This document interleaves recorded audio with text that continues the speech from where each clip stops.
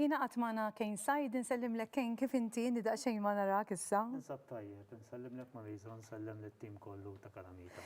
Mela flimkien miegħek nitkellmu wkoll fuq il-Fondazzjoni Lob Responsabbli minn żmien għal ieħor dejjem anke nfakru lit-telespettaturi tagħna illi li tilab huwa żvok. Però mbagħad li teċċessa, li teċċedi dak li tkun qed tagħmel fil-ħajja f'kull sens, jiġifieri kollox tajjeb il-moderazzjoni u anke dan japplika wkoll anke meta wieħed ikun jilab. Aħna qed nitkellmu fuq dawk illi għandhom il-vizzju tal-lob illi huwa vizzju li tajjeb ngħidu jaffettwa mhux biss l-individwu imma lil kull min anke jkun hemm madwaru inkluż il-membri tal-familja. Kif anke kien l-rwol ta' din il-fondazzjoni anke matul is-sena li għaddiet viżavi l-pandemija, ġifieri naqqas il-lob, żdied il-lob, labu iktar online, forsi x'kien l-andament ta' li anke intom min-naħa tagħkom skont l-istħarriġ li tkunu għamiltu? Sewa, il-Fondazzjoni Lob Responsabbli matul l-aħħar sena saħħet il-funzjoni soċjali tagħha permezz ta' proġett ta' 1.1 miljun euro kofinanzjat mill-European Social Fund, Fond Soċjali Ewropew, fejn ġara matul dan il-proġett. Dan il-proġett prattikament huwa mqassam fi tlieta. Għandek l-istħarriġ nazzjonali fejn koprejna il-perjodu bejn l-2018 u l-2019 fejn analizzajna punti importanti bħal huma ħareġ minn dan l-istħarriġ li persuni bejn l-etajiet ta' 19 u 24 sena missew l-ewwel darba mal-vizzju tal-lob. Issa, barra minn hekk ħareġ ukoll li tajjeb li ngħidu li bejn dawk il-problemi li jbagħtu mill-vizzju tal-lob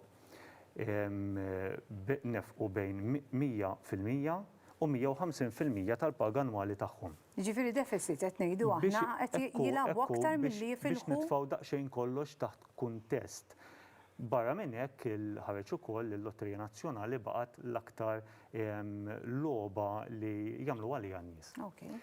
Issa barra dan l-istħarriġ il-proġett jinkorpora wkoll taħriġ.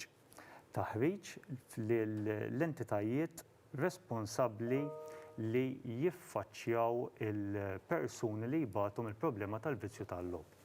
Minn hawnhekk nixtieq ninforma wkoll li għandna intake ġdid għal xahar ta' April fejn dawk il-persuni professjonisti li jaħdmu fil-volontarjat jew inkella NGOs jistgħu jikkontattjawna u jieħdu sehem f'dan it-training, f'dan it-taħriġ. Dan huwa taħriġ li qed isir online minħabba il-COVID prattikament.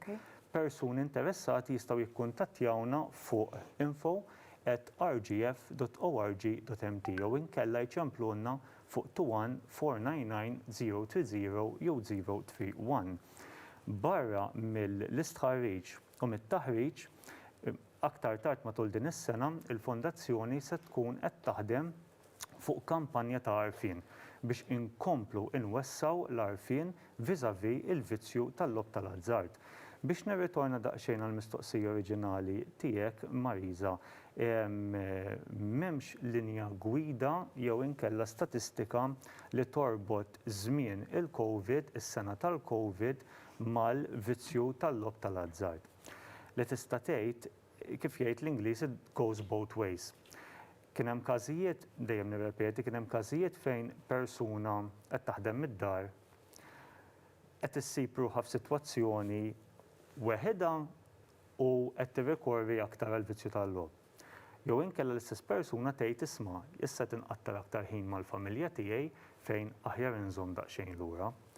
Każ ieħor persuna li naqsitilha il-paga bin-nofs fejn din il-persuna iżżomm lura milli tilab.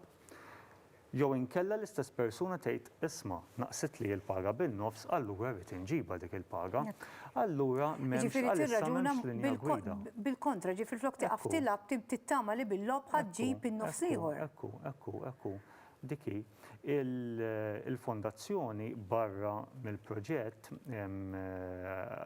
tħaddem servizzi oħrajn li huma il-1-777 li huwa l-linja ta' għajnuna nazzjonali fejn persuni li jbatu mill-vizzju tal-lob tal-azzard jew inkella familjari tagħhom, raba tagħhom jistgħu jċemplulna u aħna nisimgħu l-karba tagħhom u noffru s-support permezz tal-istaff professjonali tagħna.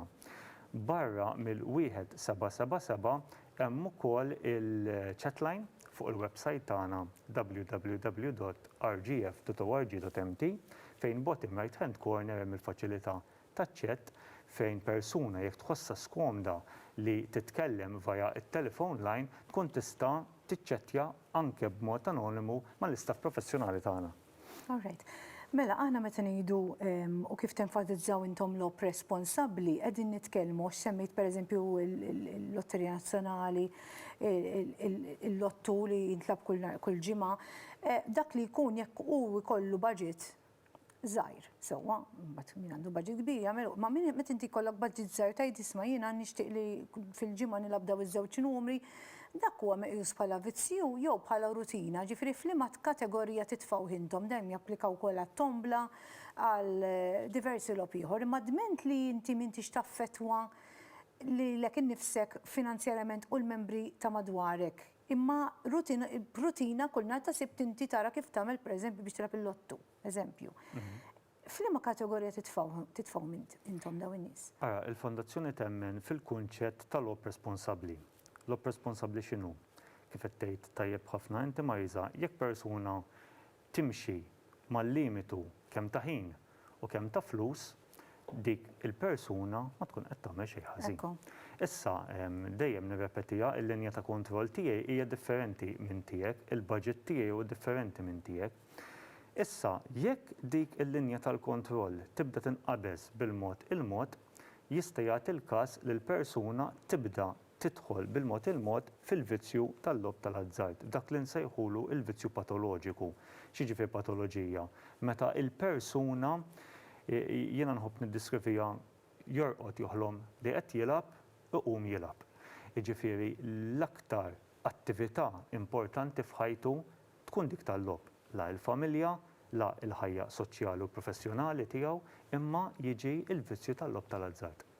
Tepwiz, finalment anka Kayne, kif wieħed jista' jagħmel kuntatt magħkom, kif semmejta inti li jista' wieħed jibqa' anonimu għalhekk m'hemmx għalfejn wieħed anka juri jismu anka jekk xi ħadd għandu membru tal-familja u jixtieq jgħinu jew jaf il xi ħadd li jilab il-lob u huwa xi ħaġa ta' rutina u li anka qed taffettwaha għax tajjeb ngħidu li mbagħad inti once tidħol fil-vizzju anka x-xogħol m'intix ħatmur b'ċertu grinta qed dejjem taħseb minn fejn ħaġġib il-flus, jiġifieri tiġi ossessjoni inti għalik. Għalhekk kif wieħed jista' jagħmel kuntatt magħkom biex jitlob l-għajnuna. Iva, nirrepeti il-Fondazzjoni tħaddem il-linja ta' għajnuna 1777 inħeġġeġ lil kull min qed jarani u jħoss li għandu problema. Nixtieq nagħmel daqsxejn punt importanti. Din mhix faċli. Li persuna taċċetta li għandha problema u taċċetta wkoll li tfittex l-għajnuna huma żewġ passi importantissimi. U ma nistgħux irridu nilbsu iż-żarbun ta' daw il-persuni. ċemplu fuq il-1777 għandna staff professjonali lesti li jisimgħu il-karba tagħkom. Aħna naħdmu ma' entitajiet oħrajn fosthom il-Caritas, Setqa, l-FSWS u oħrajn. Lesti nilqgħu it-telefonati tagħkom, kellmuna via chatline fuq il-website tagħna, aħna qegħdin hemm biex ngħinukom u l-għajnuna qiegħda hemmhekk. Grazzi ħafna Kayne, grazzi wkoll il-Fondazzjoni Rob Responsabbli qegħdin taraw anke n-numru fuq l-screens tagħkom importanti li ċemplu jekk tafu lil xi ħadd li għaddej minn din is-sitwazzjoni importanti li taddulu dan in-numru u tgħidulu li jista' jibqa' anonimu anke forsi dak li jkun iħossu skomdu li jċempel u jibża li anke tinkixef l-identità tiegħu m'għandkomx għalfejn tinkwetaw għaliex dan huwa numru immirat għal dawk il-persuni li jibatu b'din dan il-vizzju tal-lob. Importanti li kollox ikun taħt kontroll anke f'dawn iż-żminijiet importanti ħafna. Grazzi ħafna Kayne, grazzi l-Fondazzjoni Lob Responsabbli, nkomplu bil-programm Kalamita.